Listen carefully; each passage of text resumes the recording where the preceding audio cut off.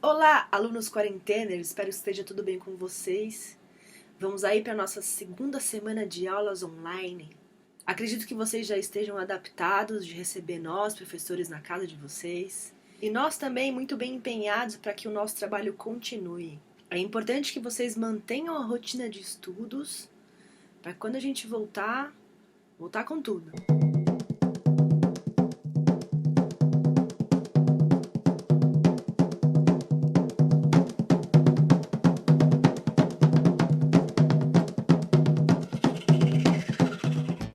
Então vamos lá, meu sétimo ano querido.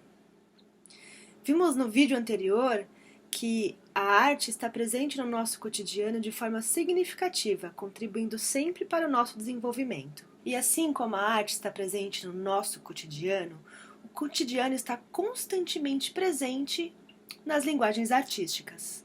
As linguagens artísticas ocupam tanto o espaço público quanto o espaço privado.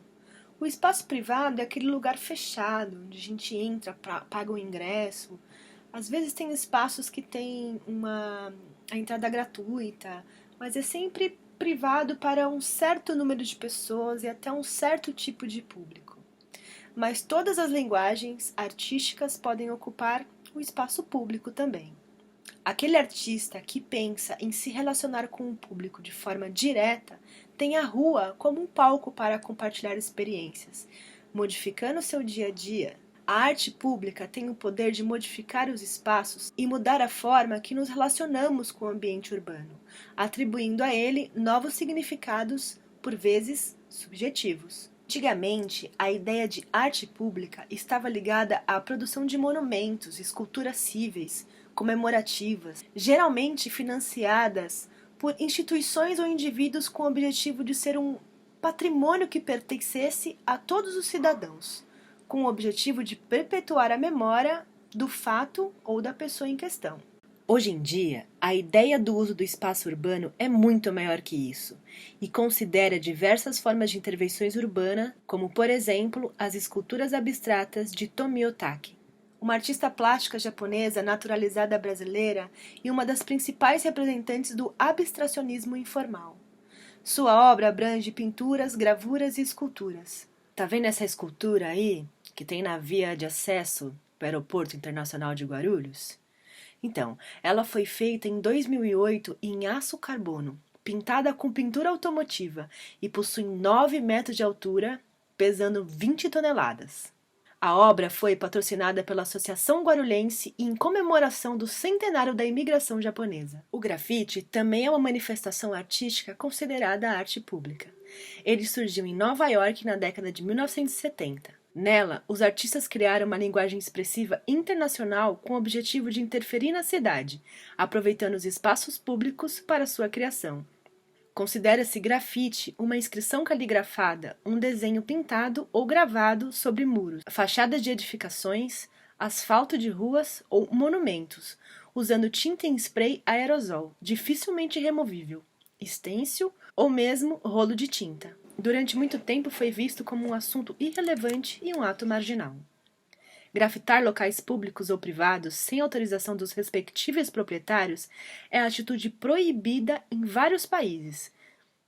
Não vão fazer isso sem pedir autorização, hein? Nada de ficar riscando a carteira. Banksy é um veterano artista de rua britânico, cujos trabalhos em stencils são facilmente encontrados nas ruas da cidade de Bristol, em Londres, e várias cidades pelo mundo.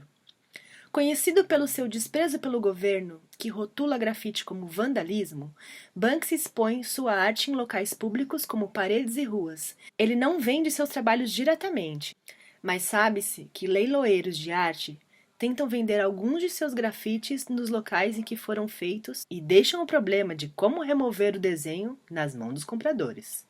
Que fita, hein? Já pensou? Você ter que arrancar o muro da casa de alguém para ter um grafite do artista dentro da sua casa? Deixa lá, gente. Arte pública. Pública é de todo mundo. Não é? Por que será que as pessoas fazem isso, né? Gente, o Banksy realmente não é um artista comum. Ele esconde sua identidade e aparece sempre com um capuz. misterioso.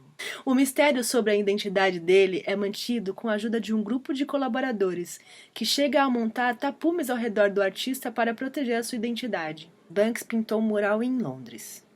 No dia 5 de outubro de 2019, na mais famosa casa de leilões do mundo, o quadro dele, intitulado Garota com Balão, foi vendido pelo equivalente a 5 milhões de reais. 5 milhões de reais. Ele fez uma reprodução do grafite pintado no muro. E assim que o leiloeiro bateu o martelo na mesa, um mecanismo começou a funcionar e a parte de baixo do quadro foi picotada. A obra se autodestruiu e quando o quadro foi triturado, a obra se completou. E é assim que deveria ficar. O artista explicou que criou uma armadilha escondida na moldura. A performance combinada chamou a atenção do mundo todo e dobrou o valor do quadro. Assim que ele foi triturado. Muito maneiro, né? O Banks, eu acho que eu falaria o vídeo inteiro dele.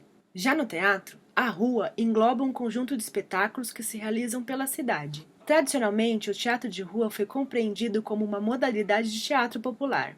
Mas atualmente, os estudos sobre essa forma teatral se ampliaram, e pode-se incluir neste campo diversas formas cênicas. Há nos últimos 30 anos um grande número de experientes grupos de teatro que exploram as fronteiras da linguagem cênica nas ruas.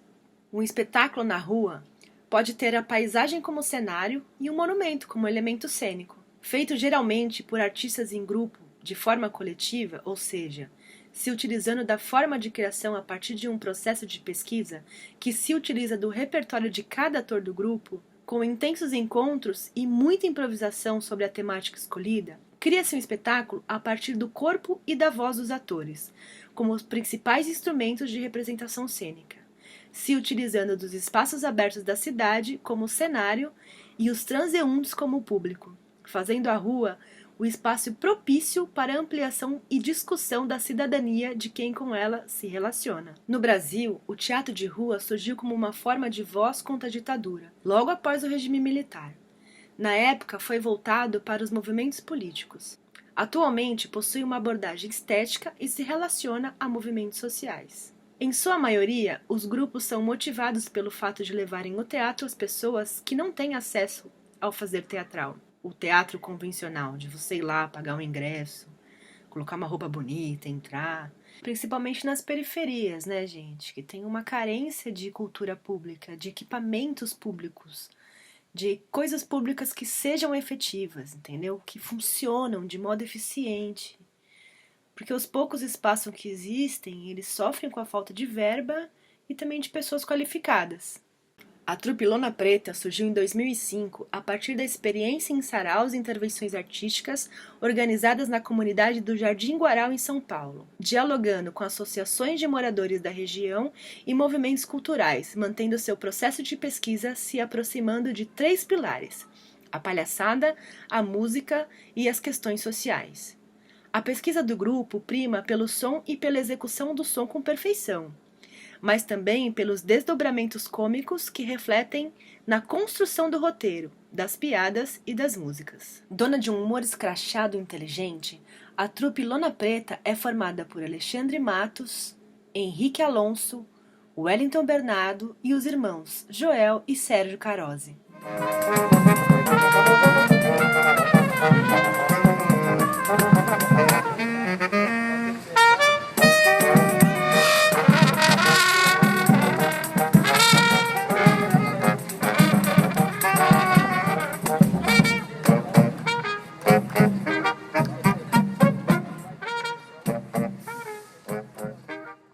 Então é isso, meus queridos alunos do 7º ano, estamos chegando ao final desse vídeo.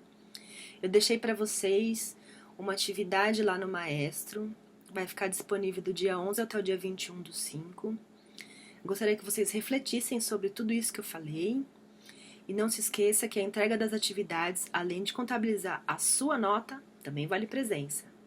Um beijo e até a semana que vem!